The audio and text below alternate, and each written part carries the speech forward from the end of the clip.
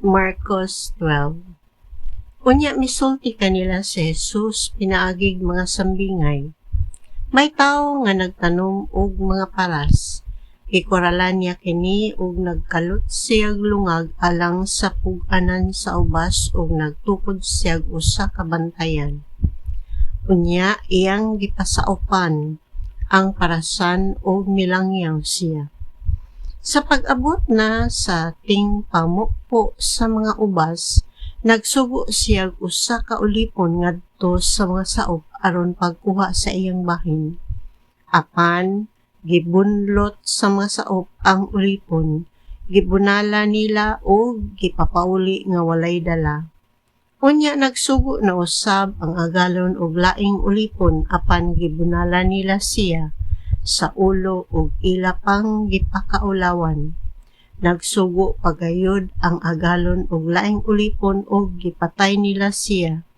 Daghan pa ang ilang gibuhatan sa ingon. Ang uban gibunalan ug ang uban gipatay.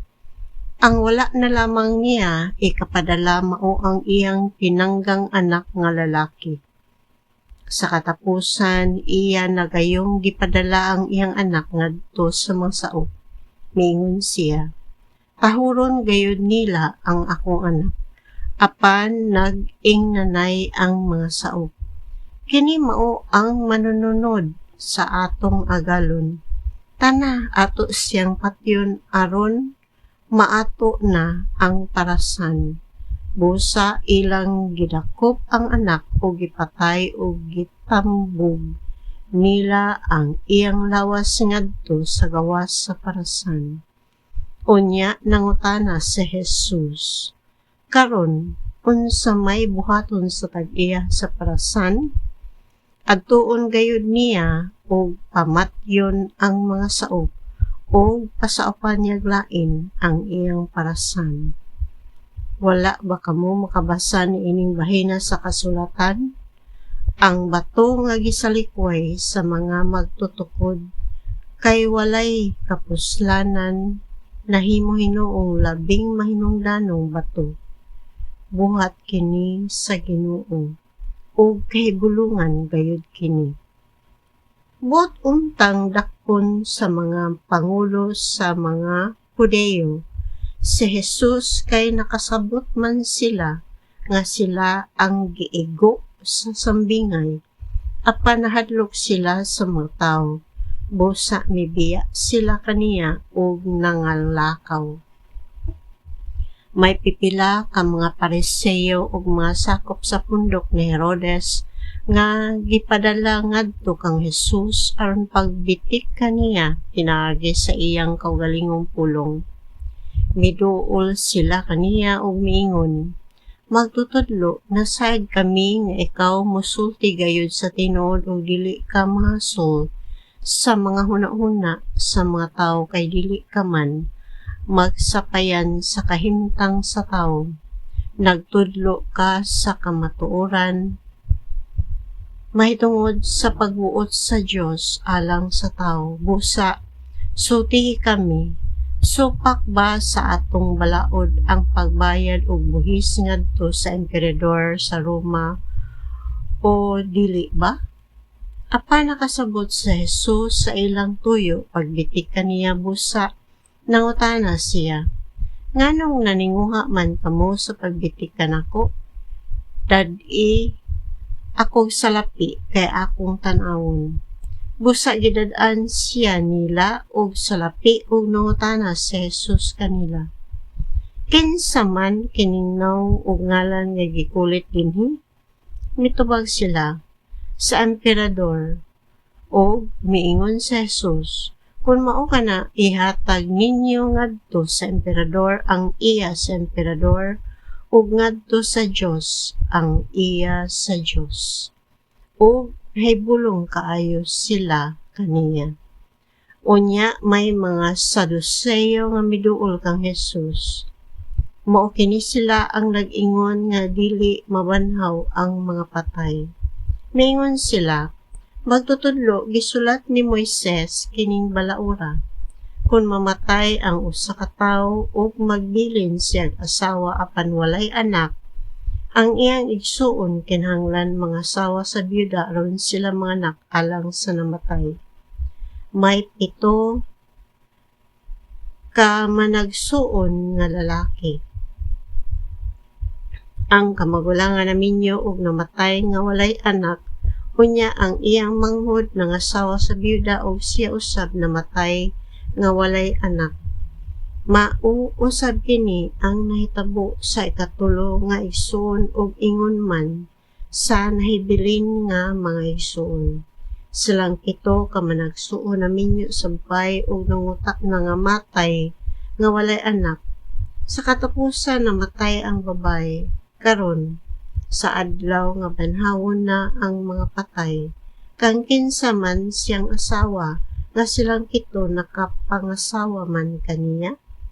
Si Jesus mitubag, pagkasayop ninyo, nasayod ba kamo ngano?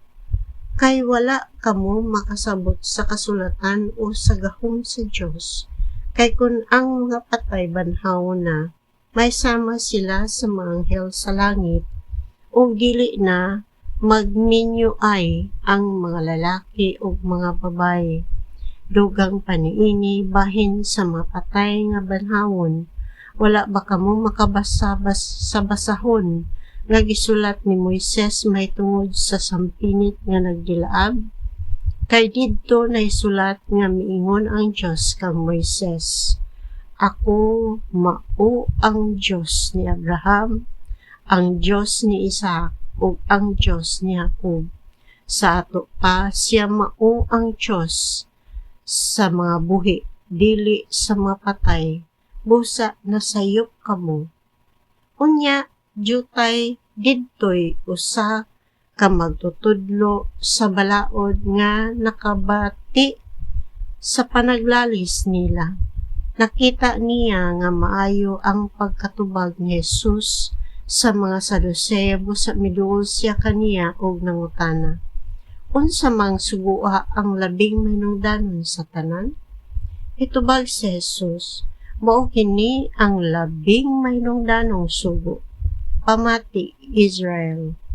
Ang Ginoo nga aton Dios maura gayud ang Ginoo. Kinahanglan nga higugmaon mo ang Ginoo nga imong Dios sa tibuok mong kasing-kasing, sa tibuok mong kalag, sa tibuok mong salabutan o sa tibuok mong kusog. Ang sunod mao kini, higugmaa ang imong isikataw sama sa imong kaugalingon. Wala na isugo nga labi pang mahinungdanon kay niining duha. Ang magtutudlo sa balaod miingon kang Jesus, husto ka na magtutudlo. Tinuod ang imong gisulti nga ang Ginoo lamang mao'y Dios o wala na laing Dios gawas kaniya. Busa ang tao kinahanglan mahigugma sa Dios sa tibok niyang kasing-kasing, sa tibuok niyang salabutan, sa tibuok niyang kusog, o kinahanglang higugmaon niya ang iyang isigkataw sama sa iyang kaugalingon. Mas maayo ang pagtuman niining duha ka sugo kaysa pagdala og mga mananap nga sunugon ibabaw sa halaran o sa paghatag og ubang mga halad ngadto sa Dios.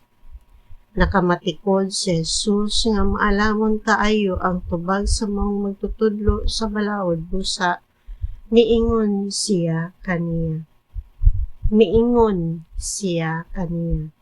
Dili ka halayo sa gingharian sa Dios, ug wala na gayoy nangahas pagpangutana kaniya.